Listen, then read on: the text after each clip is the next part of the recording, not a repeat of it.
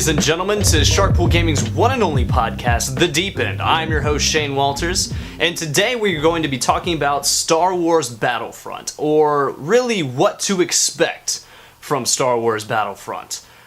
This is the newest game from EA and DICE, resurrecting a long-loved IP. So, without further ado, let's get started. So Star Wars Battlefront, it debuted 2 years ago, and without a doubt, people have been anticipating more information and, just a glimpse at what we are going to be getting ourselves into when this game actually releases. So 2 E3s ago, they revealed that they were making a new Battlefront, so everybody's happy. Yay! Alright, awesome. But so this past weekend at the Star Wars Celebration, we finally got some in-engine footage and some more details on the features of the game. And I could sit here for, an hour and talk to you guys about the features or the lack thereof for the new Star Wars Battlefront game, but I wanted to instead take a different route and talk about why we shouldn't be surprised by the lack of their content during this resurrection of Star Wars Battlefront. So, at first, I want to talk about what to expect for the launch of Star Wars Battlefront. This game is slated to release this winter, and without a doubt, this is a Sharkpool guarantee right here, this game will release this year. There is no way that EA will let this game be delayed.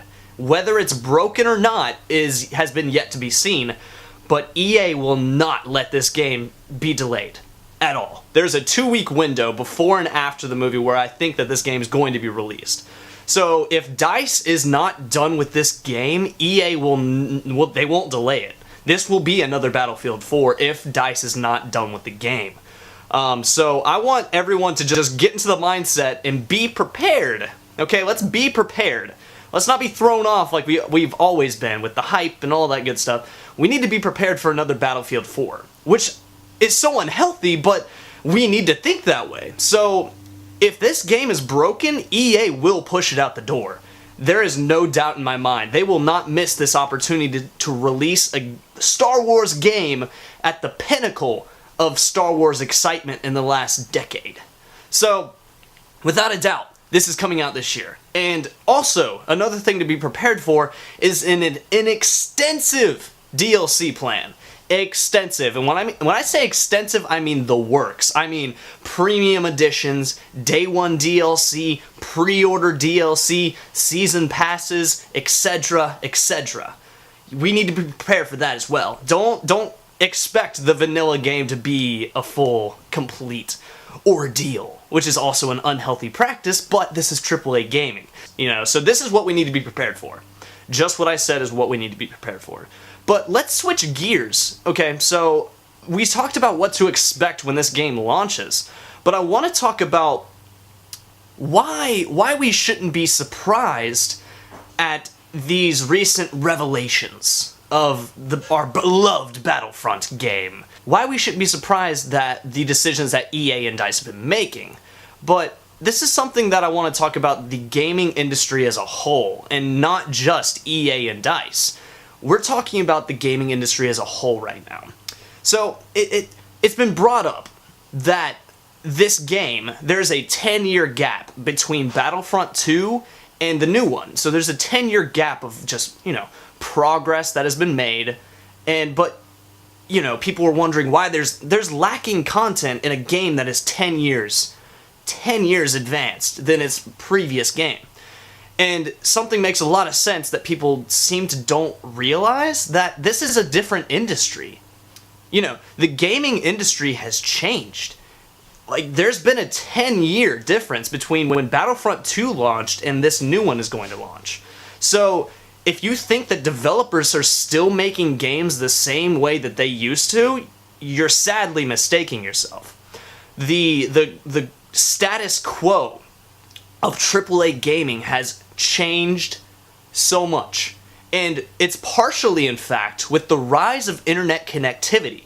So I don't know a person alive that owns a gaming console and doesn't use the online features for it. I don't know anyone. I know there are people out there, that don't care for the online features, but I don't know any. So it must be a very small minority. With the rise of internet connectivity has completely changed the publisher's sense of value.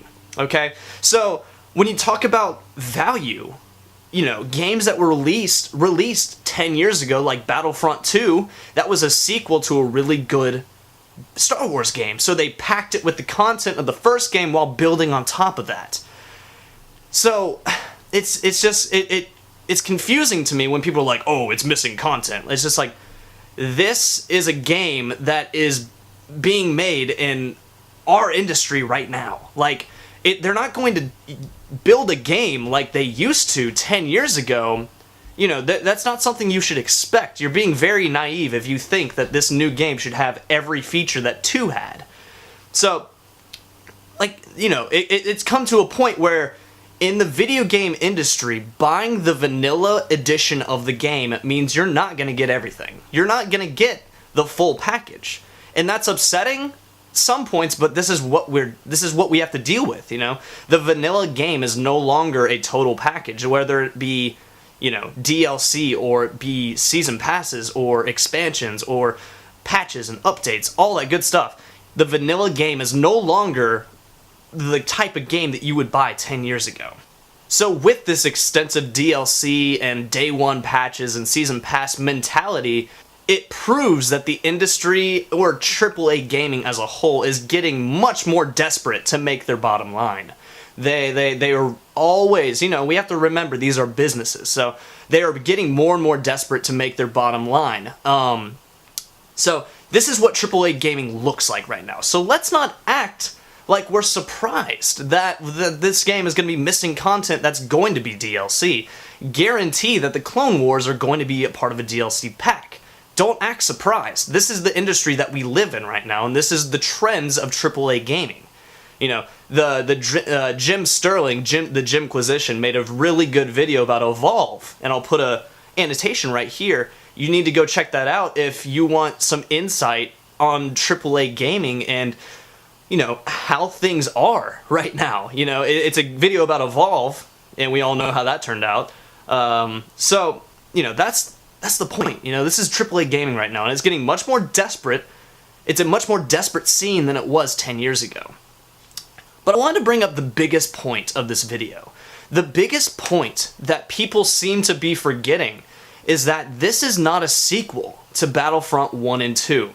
It's not being made by the same developer. Pandemic made Battlefront 1 and 2. DICE is making Star Wars Battlefront. This is not a sequel, this is a reboot. So when you look at it in that point of view, it makes sense that this is, you know, a different game. It's not a sequel. It's more of a spiritual successor because they skipped an entire console generation. Like, we have to remember that this series didn't experience the 360, the Wii, or the PlayStation 3.